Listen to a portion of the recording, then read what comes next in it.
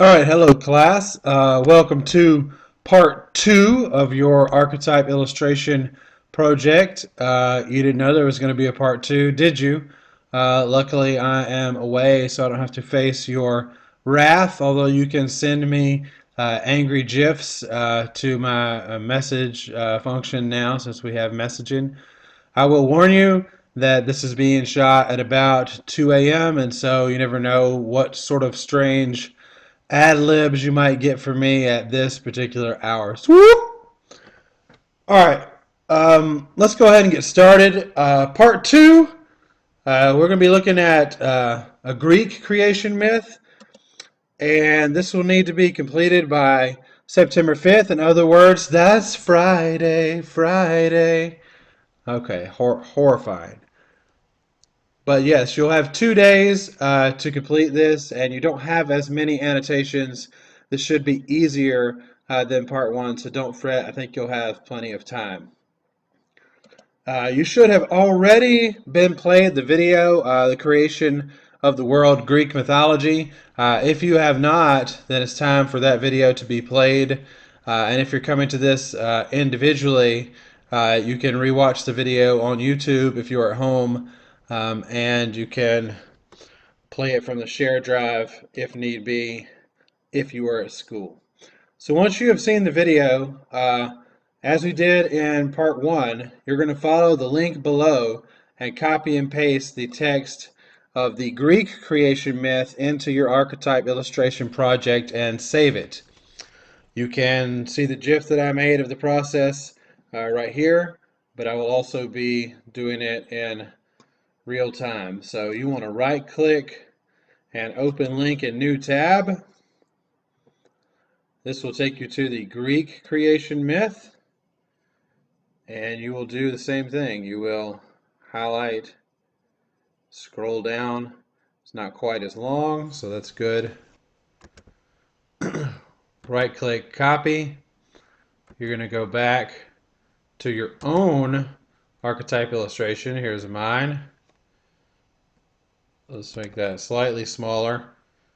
You're going to go to edit text, and just to make it easy, we will put the Greek one on top. So just go ahead and space Genesis down a couple of slots, and then paste in your Greek story.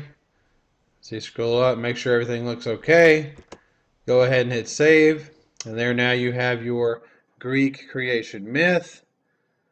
You can highlight and press the yellow annotate button to produce the annotate box. Crucially, what will you put in your annotate box once you've gotten to that point? Well, again, I'm ready to answer that question for you. Okay, you'll be making this time 2 annotations for each of the following 4 archetypes. So only a total of 8. You have less to do this time. You're making 2 annotations for each of these 4 archetype categories for a total of 8. The hero, the villain, which we've already done once in Genesis, and then we're adding a couple that we have not really looked at yet in context of the story. The father-son rivalry, and then the epic battle. Again, remember, if you do not know exactly what these terms mean, remember you have to define them in your own words, but you can click the hyperlink and it will take you to some information about that particular archetype that by reading you should be able to construct a good definition. And again, once you add these 8 with the 12 on Genesis, you'll have an even 20 total of annotations for the archetype illustration project. So let me real quickly show you what an annotation should include.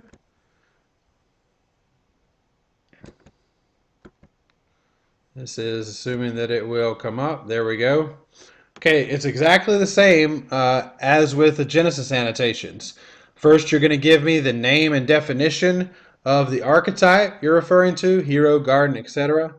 Then you're going to give me an explanation with reference to the text of why this archetype is shown in the lines you're annotating. So if you're saying it's the hero, you've got to explain to us why that line actually is an example of the hero archetype. And then third, you need to add a picture that goes along with the particular theme of that archetype, a picture that is relevant to what it is you're saying.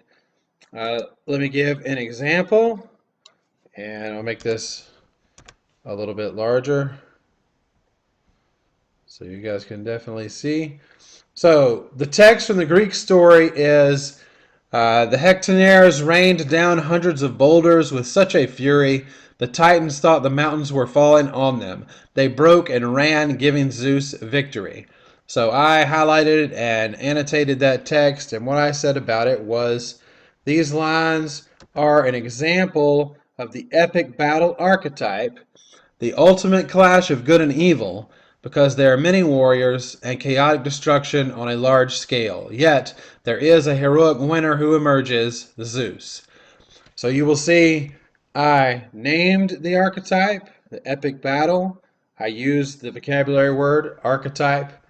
I defined that archetype by calling it the ultimate clash of good and evil, and then I explained why that is, because there are many warriors involved, there's chaotic destruction, yet, however, there emerges a winner, which usually in a clash of good and evil, a lot of times the good person or good army will emerge victorious, and in that case, this was Zeus. So you see, I have all aspects of a good annotation present there. Name and define, why, and then add a relevant picture. Okay, let's do our pro tips. Let me holler at you again because a couple things have changed. Again, to check how many you have, you want to click on your own username in the top right hand corner. That takes you to your own page. Look under the annotations tab and you will see all the annotations you've written. You need 20. This project will count as a test grade. Please do not annotate just one word. Make sure you're doing full lines. On the other hand, do not annotate entire paragraphs or giant blocks of text. Please choose 1 or 2 lines at the most. Make sure that what you argue in the annotation is based on the text that you actually chose. Use the vocabulary term archetype in your annotations. Use your own words. This is an issue I've seen as I've started to look at the Genesis annotations that people have been completing. Some people are flat out copying or writing things that are very similar to my examples or Miss Brown's examples. That is not really what we want. We want you to use our examples as a guide, but we want to really have you guys put it into your own words. So we should not be seeing annotations that look like our examples word for word. Please paraphrase, please put it into your own words. And then lastly, every annotation needs a picture, just like my little Let Me Holla At You from the Chappelle Show. Pictures always add so much to the equation. And then lastly, if you finish all 20 of these, instead of just the 12, you've got 12 plus 8 now. If you finish all 20, then you are really balling. All right, guys, appreciate it, and good luck.